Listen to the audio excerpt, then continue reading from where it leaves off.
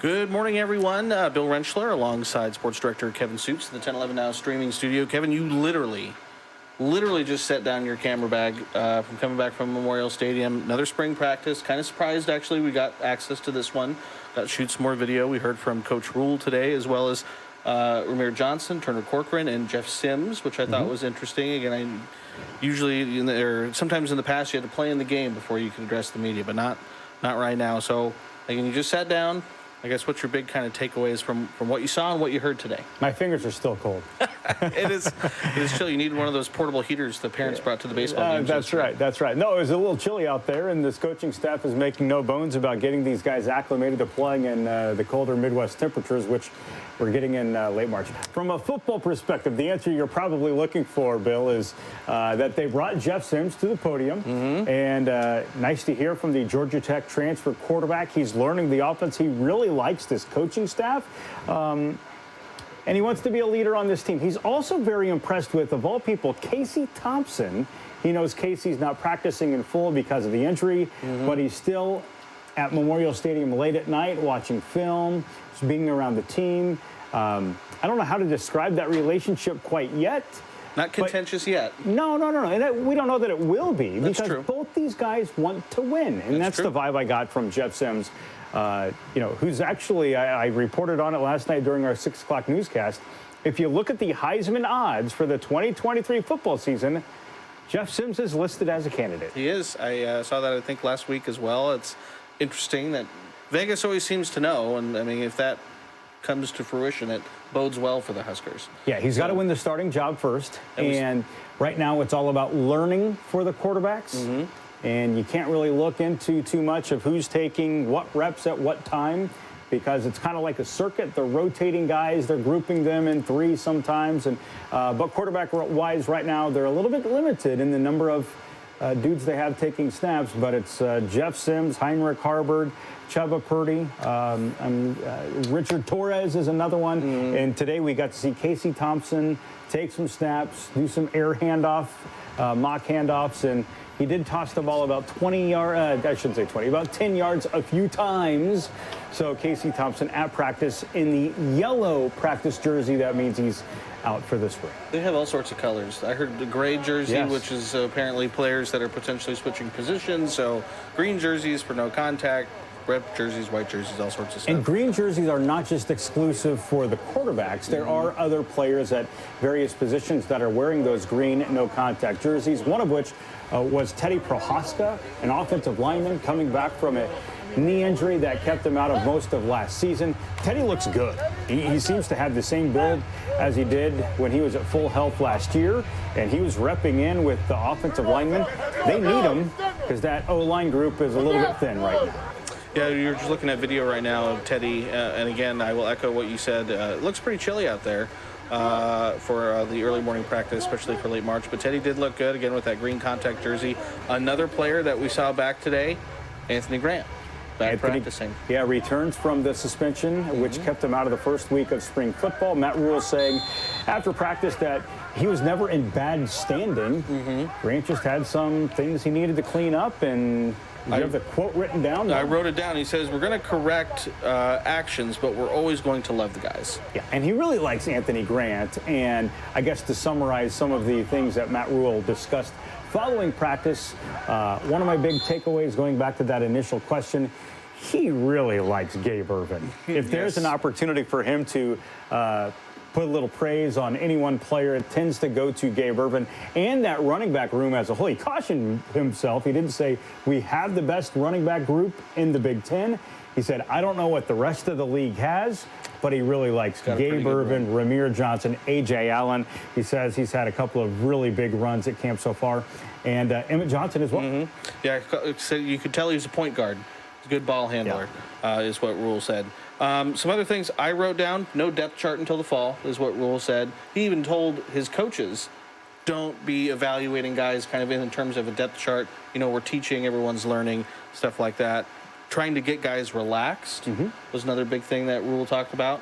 And then I think we talked about it last week, but he went more in depth on the single-digit jersey numbers this morning as well. They're gone. No more. And it was interesting, you know, as we're getting ready to go to practice, I mean, this is a new roster. There's a lot of new players. We're trying to learn who's wearing what number. So not only are media members trying to figure out who's wearing 16, who's wearing 37, and trying to figure out the new roster. Some of the current players or returning players, they have new numbers. For instance, Marcus Washington, excuse me, was number 7 last year. Came back this year. He's wearing number 16 now. So you don't recognize him at first glance just based on the digits on the jersey. But we learned today that Matt Rule, they're starting a new tradition. And that is 0 through 9 are going to go to the toughest guys on the team. Who gets to decide that? The players will, and they'll decide it leading up to fall camp. So right now is the chance for these guys to, I guess, make their argument that they're one of the toughest guys on the team. Yeah, and Coach Rule said that he's done this in years past. He said in years past he's not even handed out all the single-digit numbers because they didn't have enough players. Didn't think that would be a problem with this squad, but I like that new tradition. I wonder how it went, though, if you are, one of the guys who had a single-digit number. And this new coaching staff came to you and said, Marcus, I'm sorry, but we're taking your jersey number from you. Yeah, Quentin Newsom talked about it in the interview earlier this week, said he wants that 6-pack. Yeah, that's tough. But there's an opportunity to get it. And that's also a part of the recruiting pitch for Matt Rule and this staff. There are guys that come in that, I want number 3. Well, you can be number 3. You just got to earn it. You got to earn it, though. Tough guys, though. This is going to be interesting to watch this unfold because the tough guys are who, generally speaking? Usually you're thinking linemen, offensive, defensive. They don't wear single digits. They're not allowed to wear single digits. So they're going to find the toughest skill players. I shouldn't just say skilled players because you can wear a single digit and be a defensive end or an outside linebacker. So let's just see how that all evolves. We'll shake it. But I don't think we're going to see a left guard wearing number 2. That would be that would be a sight to see again. Yeah, he said best exemplify what it means to be a Cornhusker. So that will be interesting to watch. He said he expected today to be the toughest practice because last week everything was so new. Newness has worn off. Can you kind of keep what you learned last week and work through the details? Yeah, that was my question during the post-practice interview. It was not a leading question. I just simply was trying to get Matt's perspective of, is he kind of in the groove now and not looking around as much? And, some of that you become numb to. Yeah. There were a few moments during the open portion of practice where you could tell that they were really getting after it. And, the vibe is maybe shifting a little bit of, hey, it's the new guys, it's the new players, and more into like, all right, we're rolling up the sleeves and we're going to get to work and we're going to hold players and coaches accountable. And he said, generally speaking, not just exclusive to this spring practice at Nebraska, but of his stops, number 5 is the tough practice of spring ball. And he was still pleased with today, though. Yeah, said they did good work. It just had a different tone, Bill. It did. I wasn't there last Thursday.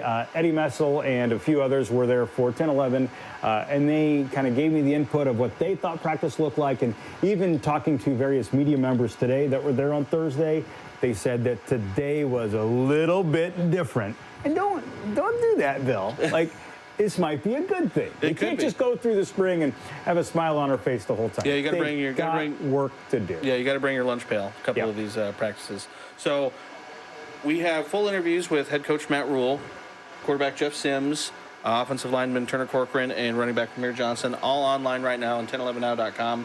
And then, Kevin, you also sent back just some clips, again, of Teddy Prohaska, Anthony Grant, Casey Thompson, and just some other clips of practice. So the cold video. The cold video. We got those big linemen breathing in their breath. I got to show it. I mean, because it's such a good first opening shot. You like this? Just, first of all, it just looks uncomfortable. He's got no long sleeves on. You see his breath. It just looks very cold. I did not check the temperature at whatever it was, 8:10 a.m. in Lincoln, Nebraska. But I can tell you it was not warm. The sun was out, and there's a little bit of a wind. And you mentioned the no sleeves. Jeff Sims has never seen snow until being here in Nebraska, and he says that's the only thing that is shocking him right now. Not the terminology of the new offense, not his teammates, not anything else. The weather is. And he is going through practice, no sleeves, and he feels like that's going to help him just acclimate himself to Midwest spring, Midwest fall. Big Ten football. I think I heard him say the coldest temperature he had ever been in before this was 47. So today it was colder than 47. yes, it was probably about half of that. Yeah. Like I just said, we have all those interviews online right now on 1011now.com, so you can go there and you can watch them in full if you choose. We will, I believe, have no media access Thursday, which is we get interviews Thursday. We do get interviews Thursday. Don't get to watch practice, and then Matt Rule will hear from him again on Saturday. Sounds like Nebraska is going to hold a scrimmage of some sort at the end of this week. So that will be again, we're getting deeper into spring football. That's not abnormal. And of course, you know, we're about to pivot into April, and that is going to be the month of the red-white scrimmage, which is on April 22nd. Yep, about a third of the way already through spring ball. So again, it's moving pretty quick. So appreciate you, Kevin, for stopping by, giving your thoughts and reactions. Again, if anyone wants to watch all those interviews, you can catch them on 1011now.com. Kevin will also have full details and full report coming up tonight on 1011 Now at 6 and 10 o'clock. So appreciate everyone for tuning in and for watching. For Kevin, I'm Bill Rentschler, again in the 1011 Now streaming studio. Hope everyone has a good Tuesday.